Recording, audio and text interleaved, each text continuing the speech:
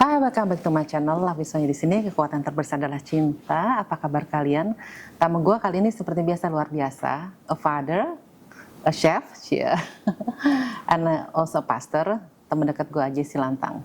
Hai Sonya. Thank you so much for coming. You're Gua very tahu lu welcome. lagi busy-busynya, lagi sibuk-sibuknya nih. How are you, Jess? Good, I'm good. Oke, ini salah satu manifestasi gue. Waktu itu gue ngomong sama tim gue pengen ngomong mengenai relationship. And gue udah ngomong itu berapa bulan, and gue lagi cari orang yang tepat buat ngomong ini. Tiba-tiba out of the blue, gue text lo ya. Yes. Jess, datang dong podcast. Yes. Dan ketika gue tanya, ngomongin apa dong? Love, sex, and dating. Oke. Itu benar-benar truly speaking nih. Iya. Jadi kayak diatur sama Tuhan gitu. Jess, pertanyaan pertama, yaitu ada temen gue di Amerika telepon. Son, anak gue hamil di luar nikah. Terus pas gue teks lo bilang, Son, ada yang lebih parah dari itu. Ceritain dong gimana. Iya, hamil di luar nikah is just one dot Wow. of the big picture yang sedang terjadi di generasi hari ini. Wow. Kalau hamil di luar nikah mungkin dari generasi gue itu udah ada ya masalah-masalah seperti itu. Jadi hari ini tuh lebih banyak masalah yang kompleks di dalam generasi yang baru yang muncul depan mata kita. Kompleksnya apa? Sekompleks apa? Kayak mereka mulai memperjuangkan kesetaraan gender, mereka mulai equality dan lain sebagainya, dan itu menjadi tantangan buat kita semua. Anak-anak kita nih kalau keluar rumah atau yang mereka tonton itu kayak gimana sekarang gitu. Benar-benar serius sih. Ya, dan game-game yang dibuat hari-hari ini karakternya ada boobs-nya, ada penisnya, dan itu membuat anak-anak kita jadi bingung kan. Ini gendernya apa nih, laki atau perempuan, atau bisa dua-duanya, atau bisa tuker-tukeran seminggu-seminggu dan lain sebagainya. Jadi masalah hamil di luar nikah buat gue itu kalau dua-duanya cinta, gue masih nggak apa-apa ngelihatnya. Dua-duanya cinta. Keren. Jadi bukan kecelakaan gitu. Kalau karena one night stand tiba-tiba salah satu mabok dan lain sebagainya harus terjadi kehamilan, itu yang bikin pusing sebenarnya. Tapi kalau dua-duanya cinta, for me kita tinggal bimbing aja mereka. Karena banyak masalah yang jauh lebih kompleks dari cuman sekedar hamil di luar nikah. Iya. Tapi di Netflix ya, emang udah kayaknya udah bukan show of body itu udah biasa dia sih. Gue rada kaget juga sih. Mereka udah show of body-nya tuh yang dari atas ke bawah dia buka semuanya gitu. Ya. Anak-anak sekarang tontonannya udah sangat open seperti itu. Sangat open. Jadi zaman dulu kita kalau mau lihat pornografi mesti ngumpet-ngumpet, mesti nyari di mana, diplastikin dan lain sebagainya. Sekarang it's a wide open consumption. Di mana-mana kayak dibuka gitu loh. Akses dibuka segala macam. Ya, kita punya pemerintah yang memblok beberapa situs pornografi, good. But bisa diakses juga ternyata sama anak-anak kita. Nah sekarang aku mau tanya, seks. Ini yang gue pengen tanya sekarang. Kita sebagai manusia punya sexual desire, right? Gue punya anjing, dia juga kepengen meret gitu kan, gitu ya. Gimana, dan kita nggak bisa memungkiri anak-anak muda ini juga punya desire. Ya maksudnya this is true gitu. How to handle it? Karena maksudnya gue ngerasa kayak, gue pernah bilang sama di sekolah anak gue, tolong dong pelajaran seks ini dibuka. Ya, jadi ada satu sekolah nih. Ada satu sekolah ini ngomongnya sangat vulgar. Jadi sampai ibunya ngomong gini, aduh Son, jadi gini, mereka harus tanda tangan ibunya, kita akan mengajarkan seks sama anak-anak. Good. Ya, tapi anaknya itu waktu pas dengerin mereka jadi kaget. Karena bukan seks antara perempuan dan laki, juga ada seks sama jenis. Aduh, udah hati gue gak bisa bayangin, ada seks sama which is like, gue gak pernah nonton sih itu sih. Cuma itu anak sendiri jadi ilfeel gitu. Jadi what we should do supaya seks itu dibuka secara gamblang, tapi it's okay gitu, you have a desire. Tapi gimana cara menyampaikannya, Jess? Menurut lu gimana? Sexual education itu sangat penting buat generasi hari ini. Karena generasi gue zaman dulu kita selalu dibohongin kan. Kita nanya, nih adik kecil dari mana? Oh tetangga baru nganterin. Barusan dibawa angsa di belakang rumah gitu. Kita banyak terima kebohongan seperti itu. Makanya generasi gue banyak yang terjebak di pornografi. Nah, seharusnya sexual education itu semenjak dini ditanamkan ke anak-anak di rumah by the parents. Makanya parents mesti mendapatkan sexual education yang benar, bahwa dan menyampaikan dengan bahasa dan kapasitas anak-anak kita. dengan benar, begitu loh. Dengan bahasa yang tepat. Nah, gimana caranya? Nah, minta hikmat dari Tuhan.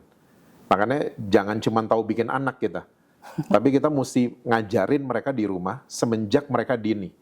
Karena sekarang tingkat kehamilan anak-anak belasan tahun itu meningkat.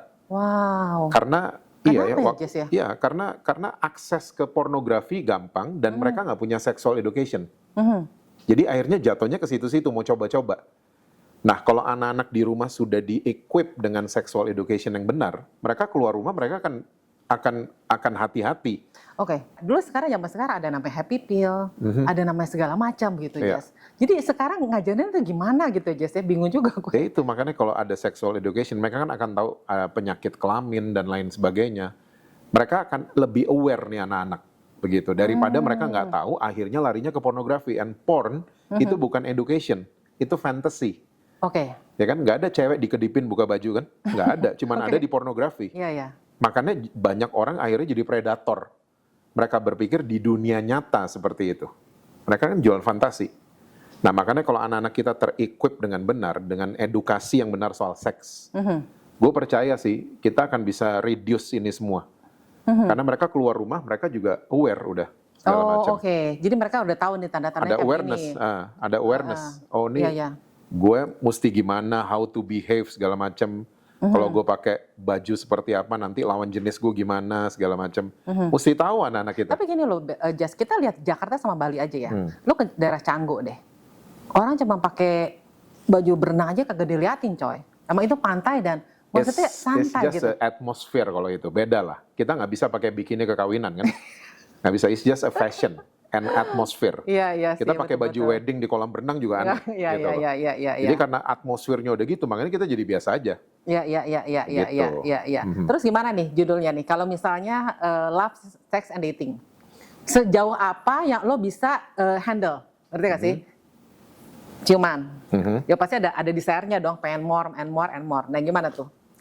Jadi pacaran, gue ajarin anak-anak gue dari ajaran gue ke anak-anak aja ya. Iya. Gue selalu bilang sama mereka, karena waktu gue tahu dulu my daughter punya pacar, gue agak-agak shock.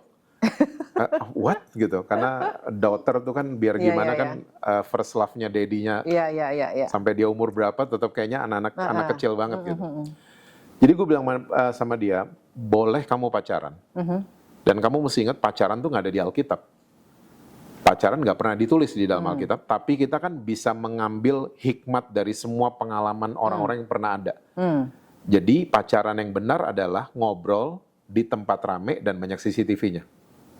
Aduh udah deh, sorry buat tuh say bullshit lah lu mah. Lu kayak gak pernah muda, lu jangan jaim depan gue lu sekarang. Zaman gue dulu kan gak ada CCTV, gak ada apa-apa, ya, gak ada mall. Ya lu masa di kafe ada CCTV? Gak ada zaman dulu kan. Iya sekarang masa lu kita cuma bisa ke mobil segala macam. Mesti begitu. Nah anak-anak sekarang ngobrol di tempat rame dong. Sekarang mall everywhere. Yang banyak CCTV dan ngobrol. Ngobrol tuh apa? Tukar pikiran sama tukar perasaan. Terus, it's gonna grow. Iya. Ya, maksudnya kalau ngobrolnya nyambung, nah you have to think for the next level. Begitu. Jangan cuman hidup lo tuh cuman dikuasai nafsu, akhirnya you full of regret. Gitu. Cuman karena mau seks duluan dan lain sebagainya. Nah, sebelum diajarin itu, mereka mesti ngerti juga love itu apa. Iya.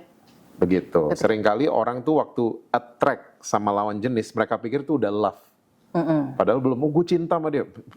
Cinta gitu. You just attracted to her. You just attracted to him gitu loh. Itu belum cinta bahasanya. Karena cinta itu punya pemahaman yang berbeda. Iya. Sekarang gini ada istilah nih, gue buka nih, kayak perempuan ya. Kalau lelaki kan gak ninggalin jejak ya. Biasa istilahnya, kalau perempuan kan berbekas. Nah menurut lo gimana? Well, kalau itu apa ya? Zaman sekarang nih, sekarang. Ya, people learn from their mistakes. Yeah. Jadi ada orang yang belajar dari situ, ada orang yang nggak belajar dari situ, dan lain sebagainya. Dan itu banyak faktor di balik itu ya. Karena seringkali banyak orang tuh jiwanya nggak sembuh dari semenjak mereka dibesarkan. Nggak sembuh. Jadi mereka tuh merasa berharga karena badannya dibilang keren. Mereka mereka dengan mudahnya akhirnya memberikan tubuh mereka ke pria-pria dan lain sebagainya atau cewek-cewek dan lain sebagainya. Karena mereka menemukan harga dirinya tuh dari situ. Nah itu kan faktor latar belakang kalau kayak gitu kan. Di rumahnya tuh zaman dulu diapain ini anak gitu loh. Nah kita mesti ngelihat dari situ juga. Jadi nggak bisa cuman apa ya, ini kenapa nih kok lo udah nggak perawan segala macam gini-gini, ini gimana nih tanggung jawab? Nggak bisa gitu juga. Gitu loh. Kadang-kadang banyak anak-anak kita, banyak anak-anak muda juga bisa kepleset mereka. Oke, sekarang aku mau tanya lagi. Menurut lo, living together sebelum married gimana? I don't agree. Oke. I don't agree. Tapi kalau kita baca Alkitab dari kitab Ulangan, ya yang ini sulit banget dikotbain. Di Ulangan itu semuanya nggak ada yang menikah kan, semuanya living together. Yang Tuhan suruh mereka setia. Kami agen setia. Setia, faithful sama satu pasangan. Oh, oke. Gitu, bukannya berarti lo tinggal ini terus lo tinggal sana, tinggal sini sembarangan gitu, bukan begitu. Nah, perkawinan tuh kan mulai muncul di abad sekian gitu kan. Oke, jadi yang the esensinya adalah Tuhan pengen kitanya tuh setia. Sama satu pasangan. Karena gini loh, teman gue ngomong gini, perempuan, Son, lo beli mobil. Coba dulu dong, misalnya gitu dong. Coba dulu dong, tahu-tahu mobilnya nggak enak, mobilnya mogok. Artinya, ya menurut gue make sense juga sih itu. Tapi it doesn't have to be sex. Karena pacaran tadi kan ngobrol. Oh, oke, I got it. Yang diobrolin tuh apa gitu. Makanya bisa tukar pikiran sama tukar perasaan nggak? Kalau nggak nyambung jangan diterusin. Energinya beda ya? Beda. Dan energi tidak bisa dibohongin. Nggak bisa dibohongin. Betul. Nggak satu frekuensi. Yes. Frekuensi ketemu karena ngobrol. Yes, oke. Sekarang gue ngerti deh. Sebelum menikah ke perkawinan, ya. Gue pertama kalau gue bilang ke anak-anak gue, pertama Tuhan, udah pasti ya. Keduanya harus bisa cari uang dong, ya kan? Ketiga seks buat gue. Keempat komunikasi. Gitu ya, jadi kepentingan. Karena gini loh, ini banyak sekali sebelum mereka masuk ke pernikahan, mereka malu ngomongin seks. Apa yang lo pengen, maksudnya apa yang lo dambakan dari gue, apa yang gue pengen dambakan dari lo gitu kan. Dan katanya harus secara keuangan juga harus terbuka. Gimana menurut lo? Ya itu kan komunikasi makanya. Komunikasi is the rule number 1, bukan seks. Gitu loh. Seks itu cuma dessert sebenarnya. Ya, young man and young woman, ya. Seks itu cuma dessert sebenarnya. Dan yang paling bagus membangun kedekatan adalah kalau kita bisa menyatu tadi satu frekuensi.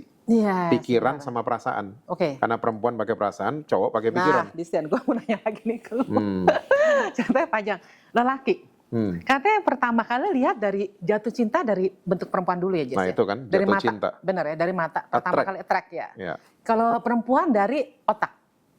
Enggak. Kalau cowok tuh dari mata, perempuan dari telinga. Terus? Makanya banyak perempuan kita suka lihat kan, ih kok selingkuhannya gantengan suaminya kali gitu. Nah itu kenapa sih? Ya, ternyata dia bisa ngobrol sama cowok itu. Oh, I see. Telinga. Makanya dari Taman Eden, Hawa jatuh karena ketipu.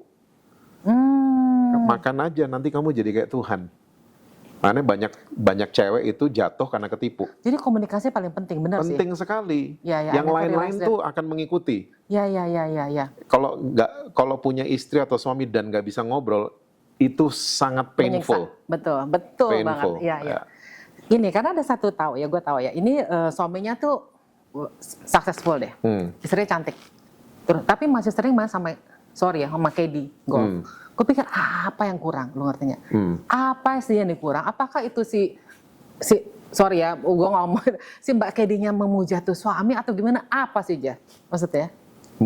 Sebenarnya kita nggak bisa langsung ngambil kesimpulan ya kalau lihat gitu kan, karena mesti diajak ngobrol.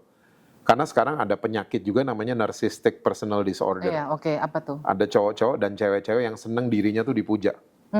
Mungkin dia nggak dapet di rumah. Gitu, mungkin dalam kasus mungkin KD-nya bilang, Bapak ganteng banget, ini banget, mungkin digitu-gituin. Iya. Segala macam. Nah itu kan faktor psikologi udah kan. Karena cowok itu selalu craving for respect. Itu udah built-in-nya cowok ya. Waktu pacaran, thank you ya, tadi makan bareng thank you ya, waktu pacaran. Waktu udah nikah dibayarin listrik, dibayarin driver. Itu harus lah. Istri udah nggak pernah bilang thank you. Tiba-tiba nih KD atau sekretaris atau whoever, tiba-tiba thank you ya Pak segala macam. Itu keganggu pria. Oh, I see. Itu dari hal sederhana loh. Cuman say thank you. Gitu. Itu kan bahasa kasihnya pria. Bahasa kasihnya perempuan itu kan ngobrol. Iya, ngobrol. Talk to me. Yes. Karena wanita diciptakan dengan 5.000 kata-kata per hari. Oke. Per hari loh. Oke. Jadi kalau istrimu nyambut kamu dari kantor, Pak, banyak yang marah kan? Ya iyalah dari kantor, emang dari mana? Itu kan dia lagi buang-buang kota sebenarnya. Iya. Soalnya ada kasus kayak gini begini, Jess. Ini sangat jadi ada satu orang deh, gue tahu ya. Ini udah tua sih. Waktu pas mereka suaminya ini mau meninggal, Jess. Ini cerita kasih. Ini kasus nyata. Tiba-tiba yang nyebokin, yang ngapel itu sekretarisnya. Wow. Mau meninggal loh, Bo. Wow. Istrinya nanti gue kemana aja gitu loh, maksud gue. Makanya itu kan mesti diajak ngobrol dua-duanya. What happened gitu loh. Mesti di-trace secara psikologinya, segala macam, obrolan mereka apa, pillow talk mereka apa. Kita nggak pernah tahu. Iya. Kita cuman judge dari luarnya doang. Ih, gantengan lakinya kali, ih cantikan istrinya kali gitu. Kok mau mah gitu-gituan gitu. Kita belum tahu. Kalau menurut gue love language-nya harus diomongin sih. What is your love language? Gemes. Iya, gue liat di Instagram lo, gue ketawa gitu loh. Gemes-gemesan lucu banget sih. Gemes-gemesan. Sampai anak-anak gue juga gitu. Oh, lucu. Gemes-gemesan, gigit. Oh, lucu banget. Kalau gue quality time sama word of affirmation. Ya. Jadi maksud gue setiap orang, nah itu harus dibina ya, Jess ya. Jadi ketawa lebih banyak, enjoy time lebih banyak gitu ya. Ya ngobrol. Kita tahu perasaan, kita tahu pikiran pasangan kita, itu frekuensinya kan bagus banget. Oke. Satu podcaster ngomong gini, menikah itu bukan 50-50. Tapi bisa 30-70, bisa 20-80. Jadi misalnya gini kasusnya, jadi satu lelaki ya, dia pulang dari kantor, dia bilang, my energy is only 20%. Karena teman dekat gue baru meninggal. Ya, oke, terus istrinya ngomong gini, I will cover you. The comfortable, jadi artinya tuh lelaki itu udah hanya minum wine, dengar musik jazz, diem. Dan perempuan itu istilahnya hanya duduk sebelah dia. Mereka cover up to each other. Suatu waktu istrinya ngomong begini, my energy is only 50%. Could you cover for me? Oke, kata lakinya. Gua cover for you. Kalau buat perempuan itu artinya gini, mereka makan dinner, nice place, dan perempuan itu bakal ngomong. Lakinya diam aja dengerin. I think that's beautiful kan. Yes. Jadi ada yang ngomong bukan, married itu bukan 50-50 atau 30-70, it depend on the situation. Iya. Makanya begini, gue suka ngomong ke anak-anak muda, are you single enough? Karena single itu bukan status. Single adalah kemampuan atau ability seseorang untuk jadi strong. Jadi banyak hubungan-hubungan yang rusak itu karena independent. Salah satunya, dependent, mereka nggak ngerti dengan apa yang namanya interdependence. Seharusnya kalau dua-duanya single enough, itu akan terjadi hubungan yang interdependence. Dua-duanya saling mengisi. Iya, begitu. Saling ngisi, nah itu yang tadi lo bilang. Ya kan, istrinya lagi capek, suaminya lagi capek, they know gitu loh, they know. Karena dua-duanya tuh nggak yang taker gitu loh. Lo perhatiin gue dong, kapan makan sama gue? Iya, betul. Udah nggak gitu-gitu. Iya, betul. Dan gue percaya gini loh, harus self love dulu. Jadi kalau lu bisa take care yourself, lu bisa take care other. Makanya gue tuh senang sama orang pakaian rapi. Buat gue bukan soal kaya atau miskin, buat mahal tuh enggak. Tapi ketika lu berpakaian rapi, lu appreciate yourself gitu loh. Kalau penampilan bagus, pakai rapi, lu appreciate yourself. Dimana setelah lu appreciate yourself, lu bisa appreciate other. Kalau lu bisa take care yourself, lu bisa take care other. It's so simple. Ya, itu bagian dari single enough kan? Yes. Ya, jadi banyak orang berpikir single itu status. Mesti punya pasangan, padahal dia nggak strong enough untuk punya pasangan. Oke. Gitu. Sekarang aku mau tanya nih sebagai lelaki. Ini sekarang kan udah zaman udah berubah nih anak muda semua ya. Buat seorang perempuan ngajakin laki dating duluan tuh itu agresif apa enggak? It's okay. Tapi sebagai lo, karena lo pikiran lo kan terbuka gitu kan. Tapi ada orang yang, lo ngajak-ngajar gue gitu. Kita cewek juga enak, padahal dia tinggal gini ya, sebagai perempuan, kita kan pengen mengenal lelaki itu lebih baik kan. And itu perempuan itu tidak bisa hanya di WA. Kita harus ketemu, harus ngobrol. Pertama kali ya mungkin biasa aja. Kedua kali ya udah mulai ada ini. Tapi we have to meet buat seorang perempuan. Nah kalau buat lelaki, kalau kita WA-in, lo mau ketemu gue gak sih? Menurut lo itu agresif apa enggak?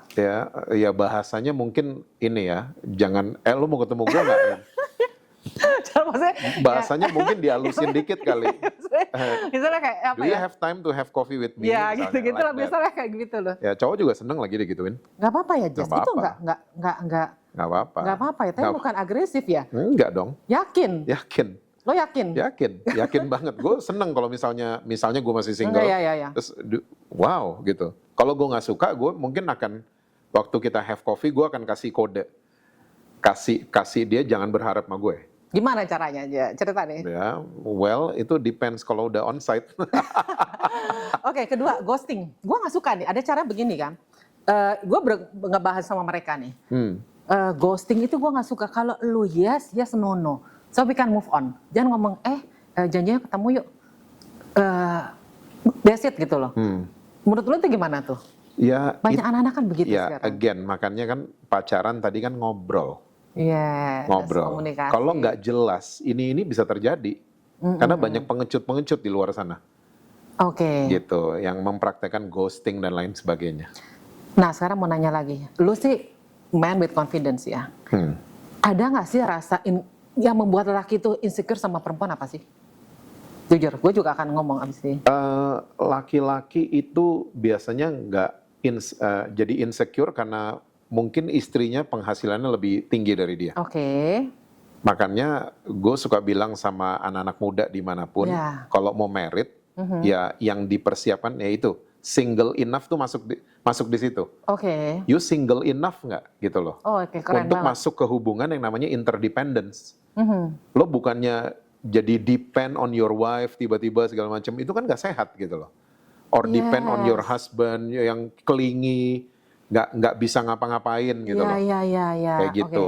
Dan akhirnya jadi trouble akhirnya. Betul. Ini bagus banget ya kita ngomongnya. Jadi ini nggak ada scripting sama sekali ya guys. Ini di otak kita aja dak seperti biasa. Masculine and feminine energy. Jadi gue tuh kan senang sekali dengan podcast. Jadi kalau gue ngeliat Aji juga mengenai relationship. Ada satu ngomong gini, lelaki itu suka wanita yang feminin, right? Tapi feminin itu sejauh apa? Nah perempuan ngomong begini, gue juga suka feminin, gue juga suka dipeluk, gue juga pengen lelaki itu menjadi provider dalam kehidupan gue gitu. Tapi ketika si lelaki itu tidak menjadi provider kehidupan gue, I have to step itu masculinity, ngerti nggak deh? Jadi gue harus maskulin, gue harus provide buat anak-anak gue harus provide buat, ya gue harus jadi maskulin aja gitu. Which is sebenarnya dalam perempuan. Jadi kayak gini, perempuan-perempuan gue kenal tuh alpha female. Nah kan kita pikir gini, gue mau jadi alpha, gue nggak mau jadi alpha female lagi deh. Kesannya gue jadi jagoan. Tapi sebenarnya sebagai perempuan, kalau lu misalnya di luar alpha female ya, lu kerjaan kantor segala macam, tiba-tiba kalau di rumah, you need someone to talk to yang ngomong, I got you. Itu yang kadang-kadang ya laki-laki denger ini. Karena teman-teman gue banyak alpha female kan, mereka cerita gitu loh. Jadi son, gue juga pengen dipeluk sama suami gue pengen dipeluk sama pacar gue gitu loh. Jadi ketika mereka balik ke rumah, ya mereka jadi ibu, mereka jadi wanita gitu. Jadi sometimes like bukan berarti alpha female di luar jadi alpha female di rumah gitu loh. Jadi actually, alpha wife. Iya alpha. Jadi actually perempuan tuh tetap loh. The femininity itu udah Tuhan ciptakan dan itu nggak bisa berubah. Iya, itu udah built in-nya udah begitu. Dari makanya, sononya udah gitu. Nah kadang-kadang tuh yang lelaki itu yang suka semuanya menggantungkan sama perempuan. Jadi terus terang ini ada cerita ya temen gue. Mereka tuh ada satu kumpulan perempuan. Ini satu gereja perempuan-perempuan perkasa judulnya dikumpulin. Itu kumpul pada nangis semua atau enggak? Kenapa gue bilang itu? Laki gue istilahnya benar nih, suami gue mau ganti bohlam aja gue gantiin. Ya ampun, lu ngerti gak sih? Jadi it's like, I wish that I can have a husband yang bohlam gue deh gantiin gitu ya. Terus ada temen gue, son ini laki aja, suami gue ganti aki aja harus gue pengen bingung tau gak? Nah itu kan maksudnya dependent dan independent itu nggak bisa masuk ke sebuah pernikahan. Yang satu terlalu independen, yang terlalu clingy. Apa aja, bini gue deh, kamu aja deh, sampai ganti bohlam bininya gitu. Terlalu dependent kan. Jadi harus ngapain tuh? Interdependence makanya. Jadi gue nggak ngerti tuh. Jadi mereka harus. Interdependence itu bukan saat pacaran ya, saat udah misalnya suaminya nih ada kasus suaminya bangkrut misalnya. Yang tadi Sonya bilang, I got you.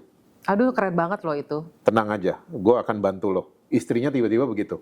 Nah itu kan udah interdependent itu hubungan sehat banget kayak begitu. Iya. Dan again ya, base-nya tuh communication. Mereka berkomunikasi dengan baik nggak? Iya, aduh gitu. Benar banget sih. Jadi communication is the key. Number one. Wow, keren sih. Benar-benar. Itu gue nggak pernah mikir sih. Nggak pernah mikir, tapi ya benar-benar kita harus. Dan komunikasi itu kemampuan seseorang mendengar. Makanya Tuhan ciptain kita telinganya ada 2, mulutnya ada 1. Oke. 2 untuk denger. Oke. Kita seringkali waktu lagi ngobrol, kita reply itu cuman karena harus reply, bukan karena ngerti. Karena kita hearingnya nih parah. Ya, kemampuan kita untuk listen itu parah banget. Jadi kita asal jawab aja gitu, tanpa mengerti pasangan kita lagi ngomong apa. Kayak gitu. Nah, itu penting sekali dalam ilmu komunikasi.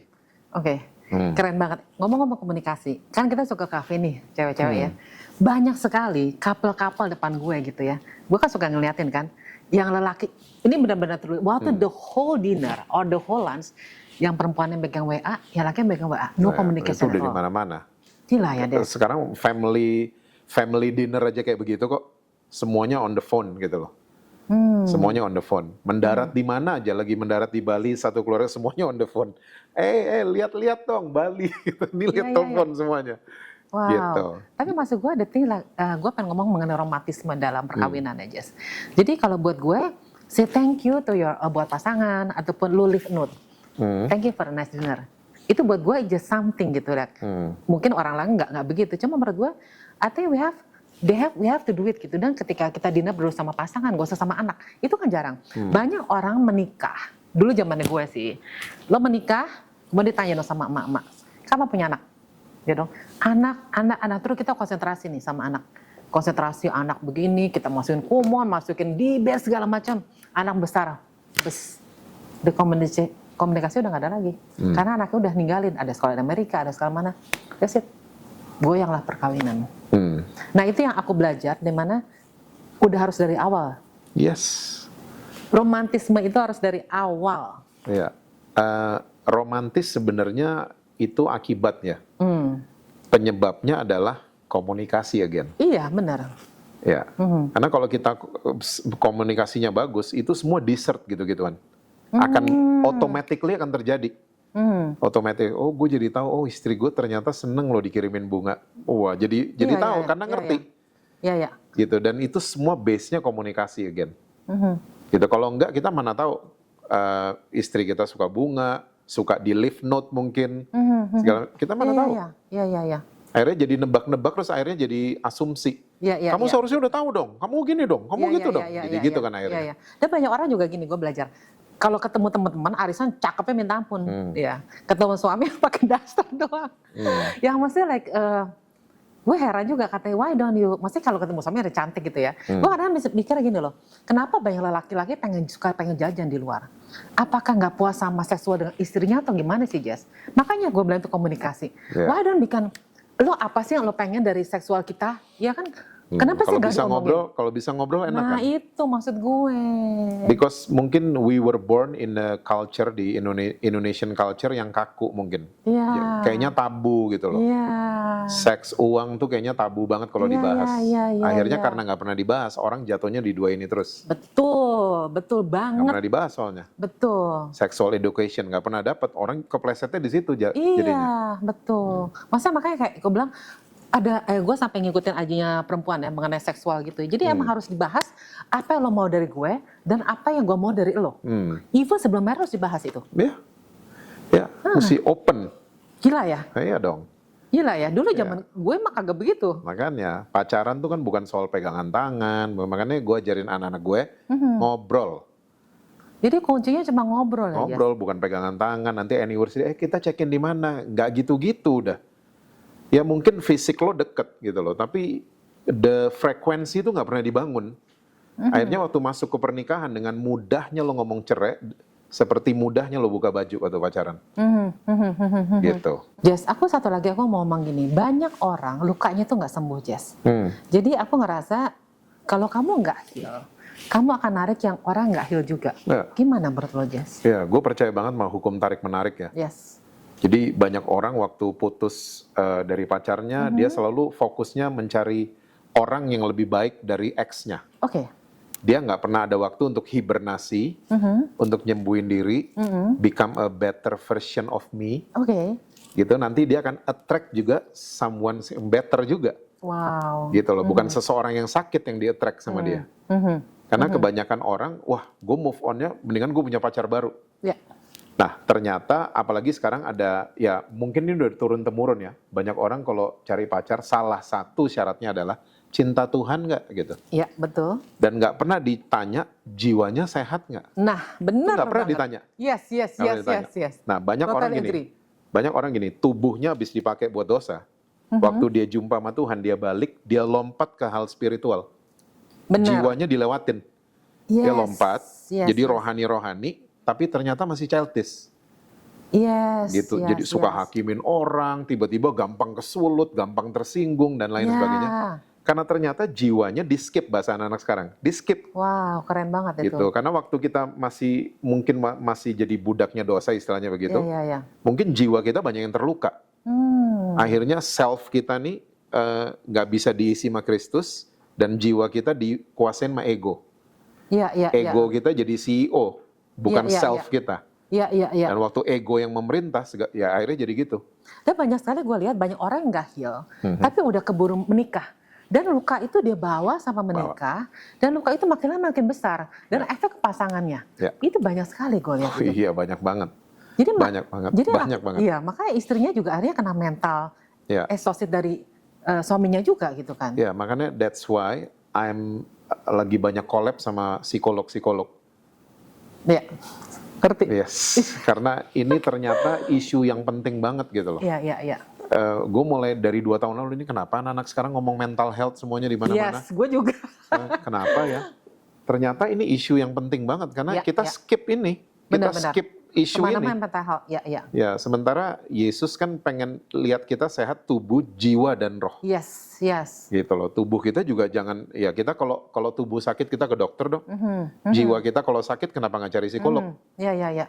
Gitu loh. Nah, untungnya kita punya Yesus kan, punya hal yang spiritual.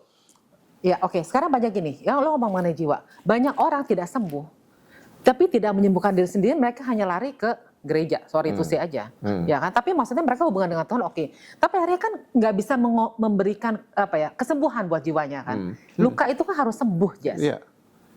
Ya banyak ya gitu, banyak orang sakit jiwa misalnya ya, terluka, datang ke gereja, sembah Tuhan aja. Nah itu maksud gue. That's not enough. Yes, totally agree coy, beneran. Iya. Aduh, agree banget. Tubuh kita lagi sakit. Iya bener, nyanyi segala bener, nyembah Tuhan bener. Tapi kan you gotta see the doctor. Karena hubungan Tuhan ke atas, hubungan kita gimana coy? Iya, jiwa hubungan kita, manusia. Iya kalau lagi sakit ya kita mesti ketemu konselor, ketemu psikolog. Bener, itu makanya gue lagi buat buku ya mengenai self healing journey, mengenai majornya juga buat gimana heal. Itu bakal keren banget, ntar aku bakal share ya. Kalau udah jadi gitu, jadi gue promosi. Ya benar sih, gue total agree. Itu salah satu yang benar harus diagung-agungkan gitu loh. Jadi karena kemarin saudara gue di satu institusi pemerintah dia ngomongin soal, gue mengadakan survei 20-40 anak-anak muda, mereka don't care about religion anymore. Mereka care mengenai maksudnya mengenai pasangan, mengenai sosial, mengenai gaya hidup gitu, Jess. Mereka don't care lagi gitu loh. Iya, dan yang kita mesti bagiin buat anak-anak dan anak generasi baru adalah soal love. Iya. Love itu banyak digoreng-goreng soalnya. Freddie Mercury bilang crazy little thing, love. Wow, ini love-nya gila emang. Tiffany bilang love is blind. Jadi itu kan konsumsi lagu-lagu anak-anak kita kan, dari zaman kita maksudnya, ke anak-anak kita juga. Def Leppard bilang love bites, gitu. Nah ternyata love itu adalah pribadinya Tuhan Yesus sendiri. Wow. Jadi love itu bukan feeling, tapi adalah keputusan. Love itu bukan feeling. Keren. Nah feeling tuh mungkin attraction, kita seringkali nggak bisa bedain, gitu, bahwa cinta, kasih atau love itu semua adalah decision, bukan feeling-feelingan. Nah ini anak-anak kita perlu ngerti, supaya waktu mereka bilang I love you itu mahal, itu I love you gitu loh, mahal. Maksudnya gue mau sabar sama lo, gue nggak akan simpen salah lo, that's the meaning of I love you. Gila, pengontrolan diri, waduh, gue nggak akan cemburu. Susah banget itu. Ya, gue akan merciful segala macam. Itu keputusan semua. Susah Dia bikin salah, gue memutuskan untuk sabar. Wow. Gitu, gue memutuskan untuk tidak ingat salah lo. Wow. Keputusan kan, bukan feeling-feelingan. Wow, ya gitu. benar-benar. Nah ini yang semua orang nih mesti get the understanding about love. Ya, banyak orang Jess dalam mata kecil dia tidak ngerasa dicintai. Dalam arti mungkin dimarahin sama, dulu kan zaman-zaman dulu bukan dimarahin sama orang tuanya, dimarahin kakaknya. Dia susah untuk menerima cinta itu, Jess. Jadi ketika dia gede, ketika ada orang mencintai dia enggak, I'm not deserve this love gitu loh. Ya itu kan udah ke jiwa kan. Yang turun-temurun dia alamin di rumahnya dia. Nah itu kan mesti diajak ngobrol. Iya, harus disembuhin. Diajak ngobrol segala macam. Akhirnya soalnya anak-anak yang kayak begitu, yang tadi egonya yang ruling her atau his life. Wow. Egonya yang ngambil keputusan, egonya yang drive dia, segala macam. Bukan selfnya yang diisi dengan Kristus, gitu. Aduh guys, keren banget ya pembicaraan kita sore ini. bersambung. Thank you so much Jesse Lantang. You're very welcome. Mereka lo akan ada seminar mengenai love, sex, dating tanggal berapa? Tanggal 23 besok, hari Sabtu besok. Ya, ntar kita ngadain lagi aja ya sama gue ya. Ceritanya pasti rame. Thank you so much ya guys buat dengerin podcast kita sore ini. Habisnya di sini kekuatan terbesar adalah cinta. Bye-bye. Bye. Bye-bye.